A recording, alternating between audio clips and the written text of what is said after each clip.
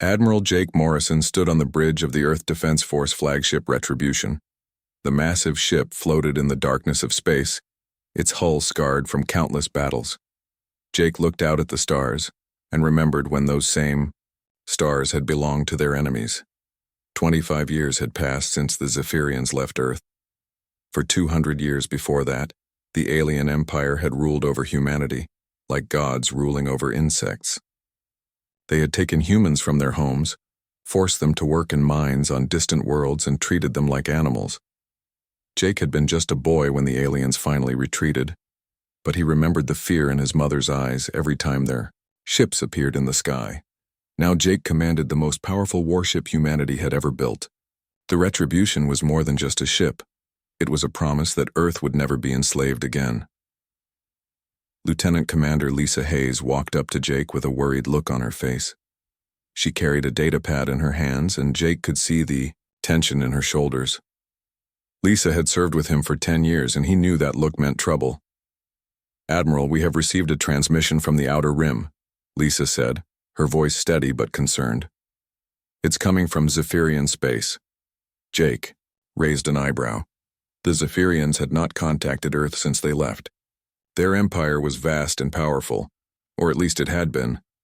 What could they possibly want now? "Show me," Jake said. The main screen flickered to life, displaying a holographic image of a Zephyrian. The alien looked different from what Jake remembered. Where once they had appeared proud and strong, this one looked desperate. Its blue skin was pale and its large eyes showed fear. The message began to play. The alien's voice was translated into English by the ship's computer. "People of Earth," the Zephyrian said, its voice breaking. "I am Commander Zekton of the Zephyrian Defense Fleet. Our worlds are under attack by an enemy we cannot defeat. They call themselves the Devourers, and they consume everything in their path. Our fleets are destroyed. Our colonies are burning. We need your help." The message paused, and Jake could see the alien struggling with the words it had to say. Next, "We know we have no right to ask this of you. We know what we did to your people, but if the Devourers are not stopped, they will come for Earth next. Please, we are begging you." The message ended, leaving the bridge in silence. Jake stared at the screen, his mind racing. The aliens who had enslaved his people were now asking for help. The same creatures who had treated humans like cattle were now begging for salvation. Captain Roy Chen, Jake's tactical officer, stepped forward. Roy was a smart man who had escaped from a Zephyrian mining colony when he was young. His left arm was artificial, a reminder of what the aliens had done to him. "Admiral, our deep space scouts have been picking up strange signals from Zephyrian territory," Roy said. "We thought it was just equipment failure, but now it makes sense. Something is attacking them, and it's big." Jake nodded. "What do we know about these Devourers?" "Not much," Roy replied. "Our sensors show massive energy signatures moving through Zephyrian space. Whatever they are, they're destroying everything they touch. Entire star systems are going dark." Lisa looked at the data on her pad. "Sir, if the Zephyrians are really being defeated, then whatever is attacking them must be incredibly powerful. If they come for Earth next..." Jake understood what she was not saying. Earth had grown strong in the 25 years since the Zephyrians left, but they were still just one world. The Zephyrian Empire had controlled 12 star systems and billions of people. If something could destroy that empire, what chance did Earth have? "Get me a secure channel to Earth Command," Jake ordered. "I need to speak with General Sullivan and Admiral Carter immediately." Within an hour, Jake was in the ship's conference room with holographic images of Earth's top military leaders. General Kate Sullivan appeared first. She was a tough woman who had fought in the underground resistance during the alien occupation. Admiral Ben Carter joined them next. He was older than Jake and had been a prisoner on a Zephyrian workship for 15 years. "You all saw the message," Jake began. "The Zephyrians are asking for our help." General Sullivan's face showed disgust. "Help? After what they did to us? They can burn for all I care." Admiral Carter was more thoughtful. "Jake, If this threat is real, we need to know more about it. An enemy that can destroy the Zephyrian Empire could threaten us too. You want to help them? Sullivan asked, her voice sharp. Have you forgotten what they did to our families? I haven't forgotten anything, Carter replied calmly. But I also haven't forgotten that our job is to protect Earth. If these devourers are coming our way, we need information. Jake listened to the debate that followed. Some officers wanted to ignore the Zephyrian request completely. Others thought, humanity should help if only to prevent a larger threat from reaching Earth. The wounds of the past ran deep, and forgiveness seemed impossible for many. Finally, Jake made his decision. We're going to respond to their call, he said. But not as saviors. We're going to investigate this threat and learn what we can. If the Zephyrians want our help, they're going to have to earn it, General Sullivan frowned. What do you mean? I mean, we're going to see how desperate they really are, Jake replied. And we're going to make sure they remember who holds the power now. The conference ended and Jake returned to the bridge. He looked out at the stars again, knowing that somewhere out there his former enemies were dying. Part of him felt satisfaction at their suffering, but another part worried about what could destroy such a powerful empire. Set course for Zephyrian space, Jake ordered, and prepare the fleet for combat. We're going to find out what these devourers are, and we're going to make sure they never threaten Earth. As the Retribution turned toward enemy territory, Jake wondered if humanity was making the right choice. The Zephyrians deserved no mercy, but the unknown threat might be worse than anything they had faced before. Soon they would learn the truth about what lurked in the darkness between the stars. The human fleet dropped out of faster-than-light travel at the edge of the Karathi system. Admiral Jake Morrison stood on the bridge of the Retribution, staring at what remained of the Zephyrian homeworld. The once proud planet that had ruled over a dozen star systems now looked like a dying ember in space. Smoke clouds covered most of Karathi Prime's surface. The orbital defense stations that had once protected the world floated as twisted metal debris.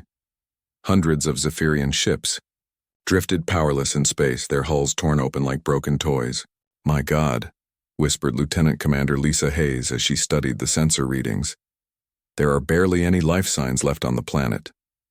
Captain Roy Chen worked at his tactical station, his artificial arm moving quickly over the controls. Admiral, I'm picking up distress signals from the surface. They're broadcasting on all frequencies, begging for help in 17 different languages. Jake felt a cold satisfaction in his chest. These were the same aliens who had bombed Earth's cities and dragged his people away in chains. Now they were the ones crying for help. But the satisfaction quickly faded as he realized what kind of enemy could do this to the mighty Zephyrian Empire. Send a message to the surface, Jake ordered. Tell them we're here to investigate the threat, not to rescue them. If they want to talk, they can send someone up to us. An hour later, a small Zephyrian shuttle approached the Retribution. Jake watched it dock with their ship, remembering the last time he had seen one of those shuttles. It had been taking his sister away to work in the mines of Titan. She had been only 16 years old, and he never saw her again. Commander Alex Turner met the Zephyrian delegation in the main conference room. Alex was a calm man who had learned to speak the Zephyrian language during his time as a prisoner. He was one of the few humans who could talk to them without showing his hatred. The Zephyrian who entered the room made Jake's blood run cold. It was High Counselor Vexka, the same alien who had overseen the human mining operations on Europa. Jake had seen recordings of this creature giving orders that sent thousands of humans to their deaths. Now Vexka looked small and broken, his blue skin pale with fear. Admiral Morrison, Vexka said, his voice trembling. Thank you for coming. I know we have no right to ask for your help, but our people are dying. Jake leaned back in his chair, studying the alien who had once been one of humanity's greatest enemies. Tell me about these devourers. Vexka activated a holographic display that showed the destruction across Zephyrian space. They appeared 6 months ago from the void between galaxies. Their ships are not like anything we have ever seen. They are machines, but they think and plan like living beings. The hologram showed massive black ships that moved like swarms of insects. They surrounded planets, and began tearing them apart piece by piece, consuming everything they found. They don't just destroy, Vexka continued. They consume. They take all the metal, all the organic matter, all the energy from a world and use it to build more of themselves. Every planet they devour makes them stronger. Alex looked at the data with growing concern. How many worlds have they taken? 7 of our colonies are gone completely, Vexka replied. 3 more are under attack. Karathi Prime has perhaps 2 weeks before they arrive here. Dr. Helen Price, the fleet's chief scientist, studied the fragments of devourer technology that the Zephyrians had recovered. She was a brilliant woman who had spent years learning about alien technology during the occupation. Now she used that knowledge to understand humanity's enemies. Admiral, Dr. Price said over the communication system, you need to see this. The technology the Devourers use has similarities to some old human designs. Jake frowned. What do you mean? I mean that some of these weapon concepts were developed by human scientists over a century ago. They were theoretical designs for self-replicating war machines. We abandoned them because they were too dangerous. The implications made Jake's stomach turn. Had humanity somehow created the seeds of this destruction? Had their own ideas been twisted into something that could devour entire worlds? Captain Sam Tucker was leading reconnaissance teams through the ruins of a Zephyrian space station. Sam had been a slave in the Zephyrian mines as a child and had escaped when he was 14. He knew their technology better than almost any human alive. What Sam found in the hidden sections of the station made him sick with rage. The Zephyrians were still conducting experiments on humans. Even while their empire burned around them, some of them continued their cruel research. Admiral, Sam reported over his radio, you need to know what we found here. They have human prisoners. They've been experimenting on them, trying to transfer consciousness between bodies. Jake closed his eyes and took a deep breath. Even facing extinction, the Zephyrians had not stopped their crimes against humanity. How could anyone expect mercy for creatures like this? Back in the conference room, Vexka made an offer that shocked everyone present. Admiral Morrison, we are willing to share our most advanced technology with humanity. Our faster-than-light drives, our energy weapons, our medical advances, all of it in exchange for your protection. The offer was tempting. The technology Vexka described could advance human civilization by hundreds of years. It could make Earth the strongest power in the galaxy. But Jake knew the price of accepting gifts from his enemies. Why should we trust you? Jake asked. You enslaved us for 2 centuries. You treated us like animals. Why would you help us now? Vexka's large eyes filled with tears. Because we are afraid, Admiral. We are afraid of dying alone in the dark. We know we deserve punishment for what we did to your people. But please do not let our children pay for our crimes. Before Jake could respond, alarms began ringing throughout the ship. Roy Chen's voice came over the communication system, urgent and worried. Admiral, long-range sensors are picking up movement at the edge of the system. It's a large fleet and their energy signatures match the Devourer patterns. Jake stood up quickly. How long until they reach us? At their current speed, maybe 18 hours, Roy replied. Jake looked at Vexka, who had gone completely pale. The High Counselor was staring at the holographic display, watching as dozens of dark shapes moved toward their location. Admiral, Vexka whispered, those are not their main forces. Those are just scouts. When they find us here, they will call for the rest of their swarm. Jake felt the weight of command pressing down on him. He had come here to investigate a threat, but now that threat was almost upon them. Soon he would have to decide whether to fight alongside his former enemies or watch them be destroyed. The bridge crew worked frantically to prepare for what was coming. In 18 hours, humanity would face an enemy that had already destroyed the most powerful empire in the galaxy. Jake wondered if his ships would be enough to make a difference. Outside the viewport, the first dark shapes of the Devourer scouts appeared against the stars, moving like shadows toward the dying world. Below, the Devourer fleet appeared at the edge of the Karathi system like a disease spreading across the stars. Admiral Jake Morrison watched from the bridge of the Retribution as hundreds of black ships moved toward them in perfect formation. Each ship was different in size and shape, but they all had the same dark metal surface that seemed to absorb light. "Admiral, the enemy fleet is much larger than we expected," Captain Roy Chen reported from his station. "I count over 300 vessels, and more are still coming through the jump point." Jake studied the tactical display, his mind racing. The human fleet had only 40 ships, while the Zephyrians had maybe 20 vessels that could still fight. The odds were not good, but Jake had faced worse situations during the resistance against the alien occupation. "All ships prepare for combat," Jake ordered. "We're going to show these machines what happens when they threaten human space."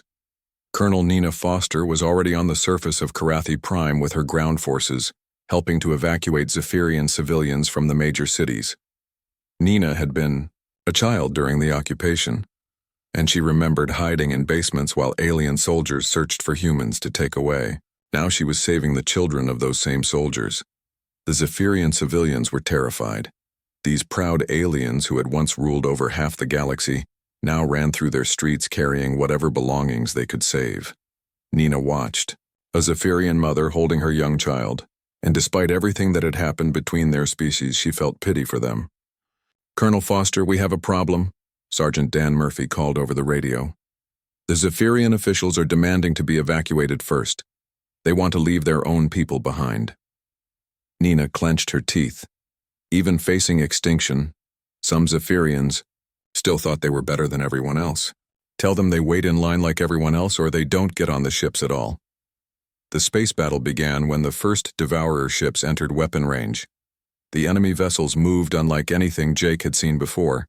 They flowed around, human and Zephyrian ships like water, attacking from all directions at once. "Fire all weapons," Jake commanded.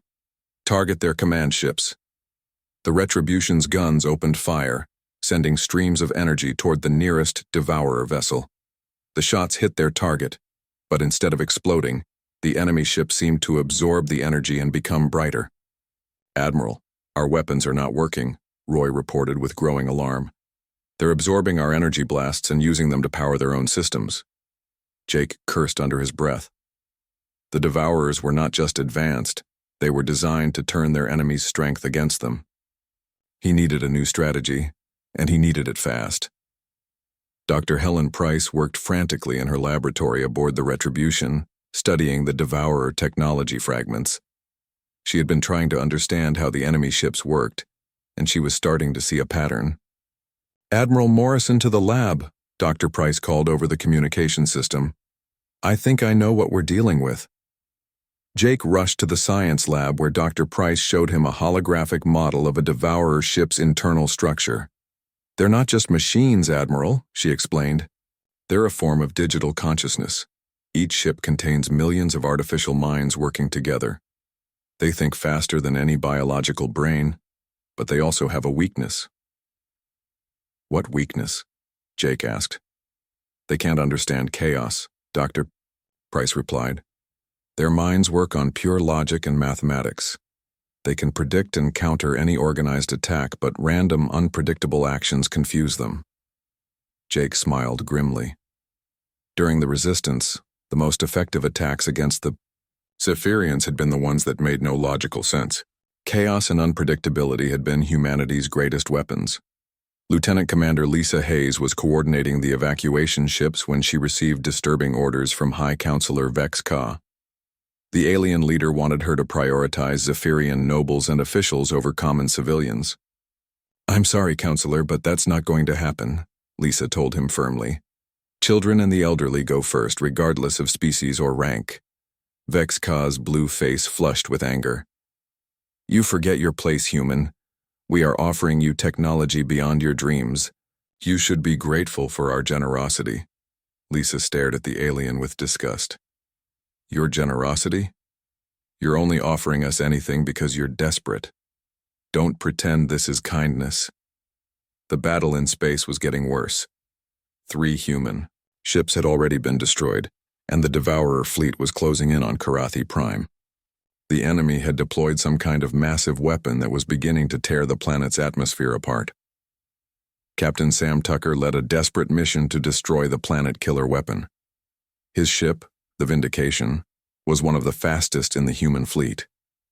Sam knew it was probably a suicide mission, but someone had to try. "All power to engines," Sam ordered his crew. "We're going to ram that thing and see if it can absorb a ship traveling at full speed." The Vindication accelerated toward the massive Devourer weapon, dodging enemy fire as it closed the distance. Sam thought about his sister who had died in the alien mines and his parents who had been killed during the occupation. This was for all of them. The ship struck the planet-killer weapon at incredible speed, creating an explosion that lit up the entire system. The weapon was destroyed, but the Vindication and all 300 people aboard were lost. Jake watched the explosion from the bridge, feeling the weight of every human life that had been sacrificed. Captain Chen had been his friend for 15 years, and now he was gone. The price of mercy was being paid in human blood. "Admiral, the planet killer is destroyed, but we're still outnumbered 10-1, Roy reported. "We need to retreat." Jake looked at the tactical display, seeing the remaining Devourer ships regrouping for another attack. He also saw the evacuation ships struggling to get Zephyrian civilians off the planet's surface. Dr. Price's voice came over the communication system again. "Admiral, I'm detecting something strange. The Devourers are accessing the Zephyrian navigation computers. They're downloading star charts and coordinate data." Jake felt his blood turn to ice. "What coordinates?" "Earth's location, Admiral. The Devourers now know exactly where to find our homeworld." The implications hit Jake like a physical blow. By coming here to help their former enemies, humanity had led the Devourers straight to Earth. The very people they were trying to save had given away the location of humanity's homeworld. High Counselor Vex Ka appeared on the bridge communication screen, looking panicked. "Admiral Morrison, our planetary defense grid is failing. We must evacuate immediately." "Get to the evacuation ships," Jake ordered. "We're pulling back to the outer system." As the human fleet retreated from Karathi Prime, Jake watched the Devourer ships begin their systematic destruction of the planet.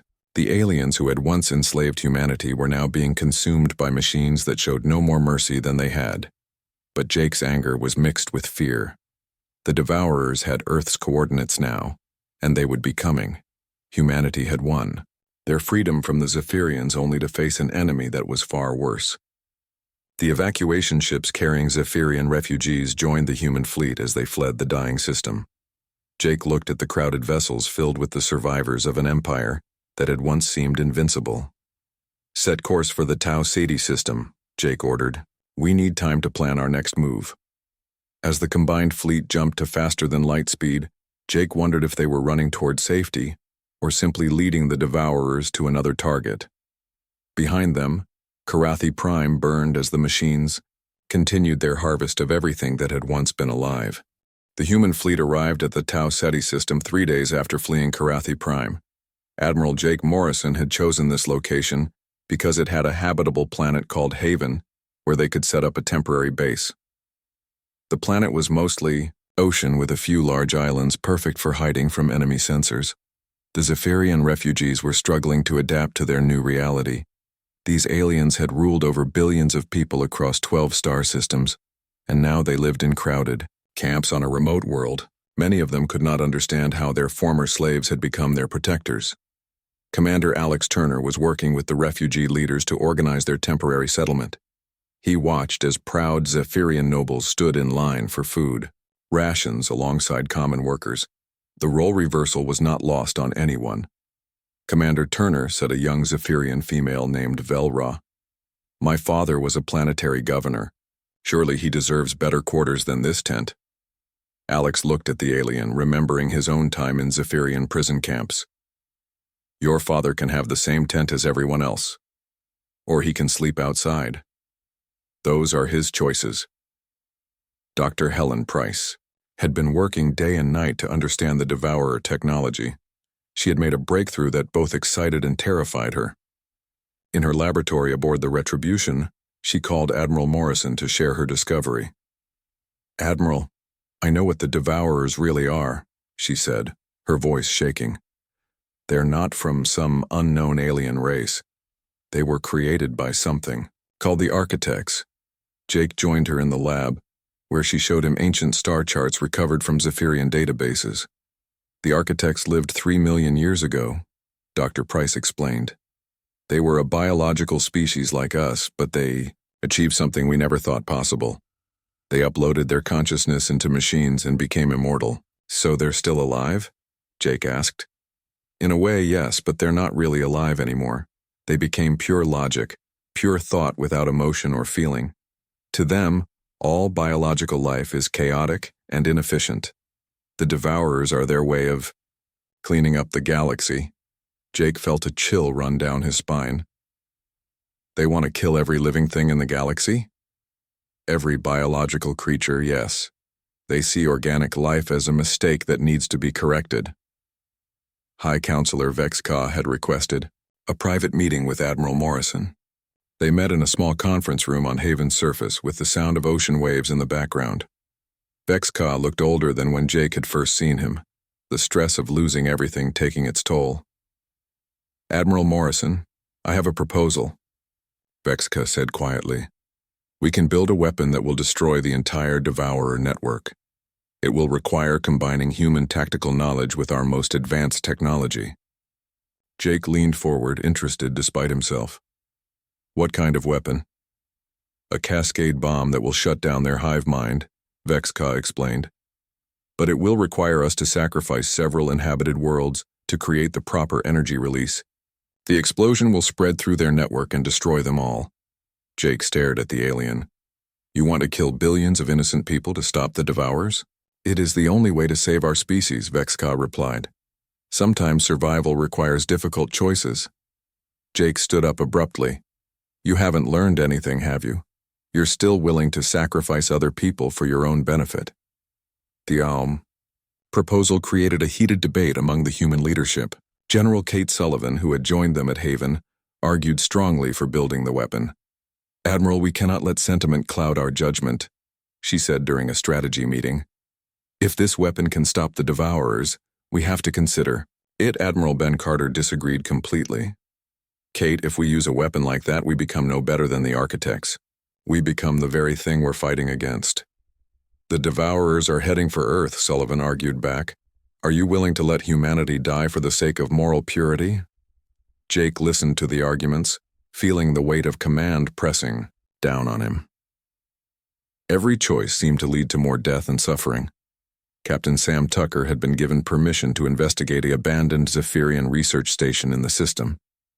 What he found there made him call for immediate backup. When Jake arrived at the station, Sam's face was pale with rage. Admiral, you need to see this, Sam said, leading Jake through the station's corridors. They had a secret facility here that makes their other experiments look gentle. The facility was hidden deep inside the station, behind multiple security doors. Inside, Jake found evidence of the most horrific experiments he had ever seen. The Zephyrians had been trying to transfer consciousness between different species, using human children as test subjects. They were trying to put Zephyrian minds into human bodies, Sam explained, his voice shaking with anger. Some of these children were as young as 8 years old. Jake looked at the records and felt sick. Even while their empire was falling apart, some Zephyrians had continued their cruel research. The evidence showed that High Counselor Vex-Ka had personally approved these experiments. That evening, Jake confronted Vex-Ka in his quarters. The Zephyrian leader looked up from his meal, seeming surprised by the Admiral's angry expression. You knew, Jake said simply. You knew about the consciousness transfer experiments. Vex-Ka's face went pale. Admiral, those experiments were necessary for our survival. We needed to understand how different species' minds work. You used children, Jake said, his voice deadly quiet. Human children who had already suffered under your rule. They were going to die anyway, Vex-Ka replied defensively. At least, their death served a purpose. Jake grabbed the alien by his robes and pulled him to his feet. Their death served your curiosity, nothing more. You're no different from the architects. You see other living beings as things to be used. Vex-Ka struggled in Jake's grip. You do not understand the pressure we were under. We were trying to save our civilization. By destroying everyone else's, Jake replied. He released Vex-Ka, who fell back into his chair. Tell me why I shouldn't turn you over to the families of those children. Vex-Ka looked up at Jake with fear in his large eyes. Because you need us to defeat the Devourers. Because without our technology, Earth will fall. Jake stared at the alien for a long moment. You're right about one thing. Earth will be attacked, and we need every advantage we can get. But don't mistake necessity for forgiveness. What does that mean? Vexka asked. It means you will help us build defenses for Earth and you will share every piece of technology you have. But when this war is over, there will be a reckoning for what your people have done. That night, Jake stood on Haven's beach watching the waves crash against the shore. Dr. Price joined him carrying a datapad with her latest research. Admiral, I've been thinking about the Cascade weapon, she said. There might be another way to defeat the Devourers without killing innocent people. Jake looked at her hopefully. What do you have in mind? Instead of destroying inhabited worlds, we could use their own logic against them. I think I can create a virus that will introduce chaos into their systems. It would be like giving a perfectly organized mind a mental breakdown. Would it work? Jake asked. I think so, Dr. Price replied. But it would require getting very close to their main fleet. Someone would have to carry the virus directly into their network. Jake nodded, understanding what she was not saying. It would be a suicide mission, but it might be their only hope of stopping the Devourers without becoming monsters themselves. In the distance, Jake could see the lights of the refugee camp where thousands of Zephyrians waited for an uncertain future. Some of them were innocent civilians who had never harmed anyone. Others, like Vexka, carried the blood of countless victims on their hands. Soon, Jake would have to decide which of them deserved mercy and which deserved justice. But, first, he had to find a way to save Earth from an enemy that saw all biological life as a disease to be cured. The alarm bells rang throughout the human fleet as long-range sensors detected the approaching Devourer armada. Admiral Jake Morrison stood on the bridge of the Retribution, watching as hundreds of dark shapes appeared at the edge of Earth's solar system. The enemy had found them. Admiral, the Devourer fleet is massive, Captain Roy Chen reported from his station. I count over 1,000 ships and they're heading straight for Earth. Jake felt his heart pounding as he looked at the tactical display. This was the moment humanity had been preparing for since they first learned about the Devourers. Everything they had fought for, everything they had built since gaining their freedom, now hung in the balance. Send a message to Earth Defense Command, Jake ordered. Tell them the enemy is here. All ships are to take defensive positions around Earth. Dr. Helen Price had spent the last week perfecting her Chaos virus, a computer program designed to disrupt the Devourer network. She worked frantically in her laboratory, knowing that humanity's survival might depend on her creation. Admiral Morrison to the lab, she called over the communication system. The virus is ready, but we have a problem. Jake arrived in the lab to find Dr. Price staring at a complex holographic display showing the virus code. The good news is that the virus will work, she explained. It will introduce random elements into their logical systems and cause them to malfunction. The bad news is that someone needs to get within a few kilometers of their command ship to upload it. Jake understood immediately. It's a suicide mission. I'm afraid so, Admiral. The Devourer command ship will be heavily defended. Any ship that gets close enough to upload the virus will be destroyed. Lieutenant Commander Lisa Hayes stepped forward. Admiral, I volunteer to lead the mission. Jake looked at Lisa, who had served with him faithfully for 10 years.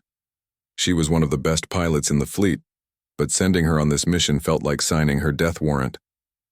Lisa, I can't ask you to do this, Jake said quietly. You're not asking, sir. I'm volunteering. Someone has to do it, and I'm the best chance we have. The combined human and Zephyrian fleet took position between Earth and the approaching Devourers.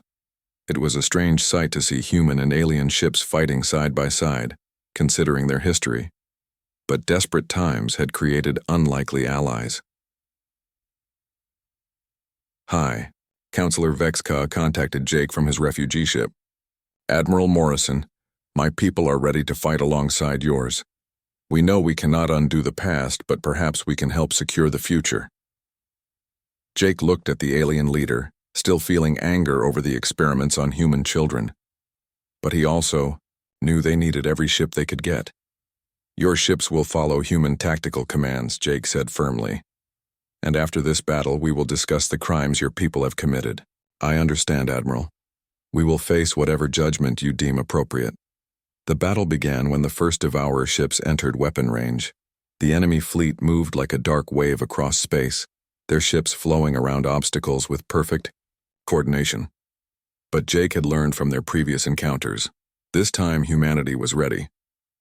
All ships execute random attack patterns, Jake commanded. No organized formations, no predictable movements. Make them guess what we're going to do next. The human fleet scattered in all directions, attacking the Devourers from unexpected angles. Some ships flew straight at enemy vessels before turning, away at the last second. Others circled around and attacked from behind.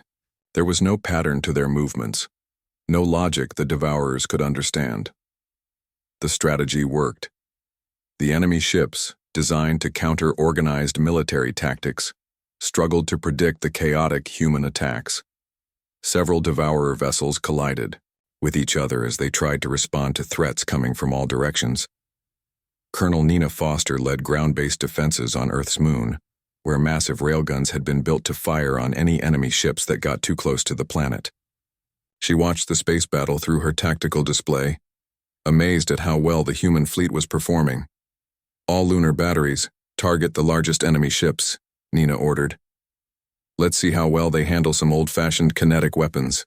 The railguns fired, sending massive metal projectiles toward the Devourer fleet at incredible speeds. The enemy ships tried to absorb the kinetic energy like they had done with energy weapons, but solid metal moving at relativistic speeds was different. Several Devourer vessels were torn apart by the impacts. Captain Sam Tucker had volunteered to escort Lisa's mission to the enemy command ship. His squadron of 12 fighters flew through the chaotic battle, dodging enemy fire and friendly ships alike. Lisa, we're approaching the target, Sam reported over the radio. The command ship is that massive vessel in the center of their formation. Lisa could see the Devourer command ship ahead of them.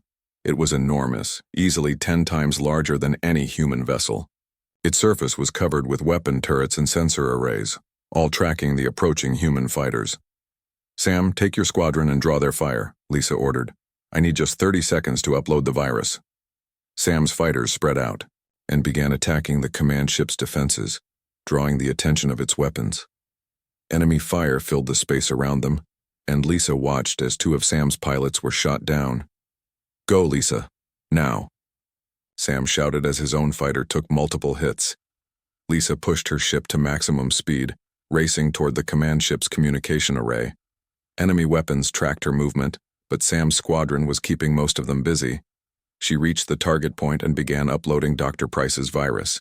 Upload at 50%, Lisa reported. 75%, come on. An enemy beam weapon locked onto her ship just as the upload completed.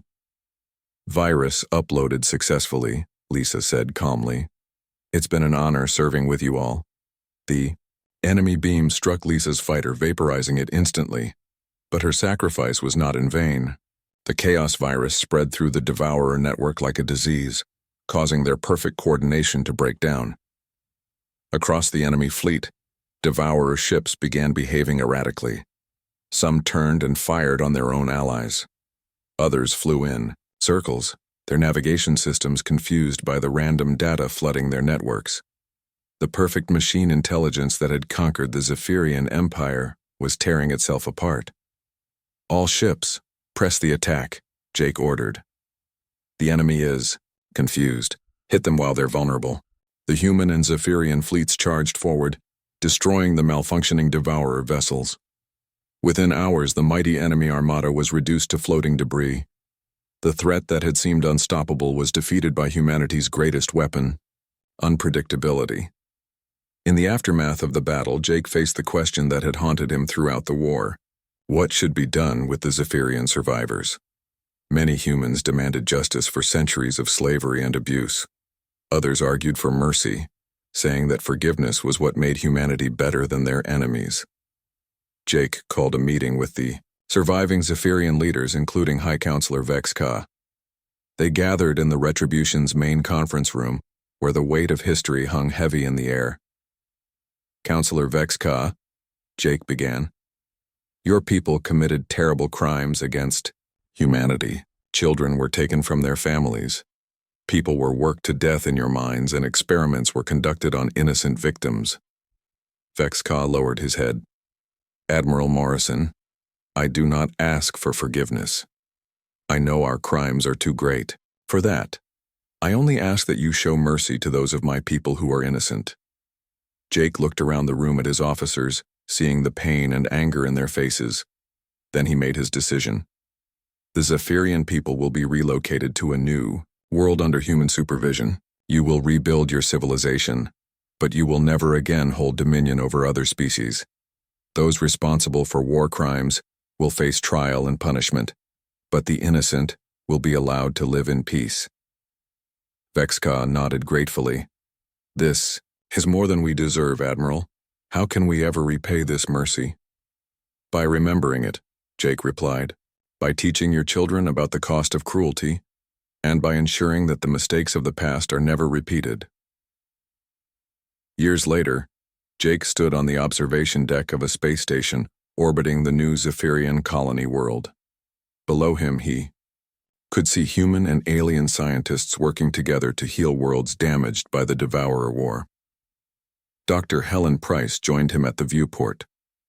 Admiral, the terraforming project is ahead of schedule. It looks like our two species can work together after all. Jake nodded, watching a group of human and Zephyrian children playing together in a park below. Lisa would have been proud to see this, he said quietly. She saved us all, Dr. Price replied. Her sacrifice made this possible. Jake thought about all the people who had died in the war, both human and alien. The price of survival had been high, but perhaps it had also taught both species something valuable about mercy and justice. The Earthborn don't forgive easily, Jake said, repeating the words that had become his fleet's motto. But when we do forgive, we mean it. In the distance, construction ships were building new colonies where refugees from both species could start fresh. The war was over, but the work of healing would take generations. Jake knew that true peace could only come when both sides learned to see each other as more than just enemies or victims. As he watched the sun set over the new world below, Jake realized that sometimes the hardest battles were not fought with weapons, but with the choice to show mercy when justice demanded. Revenge.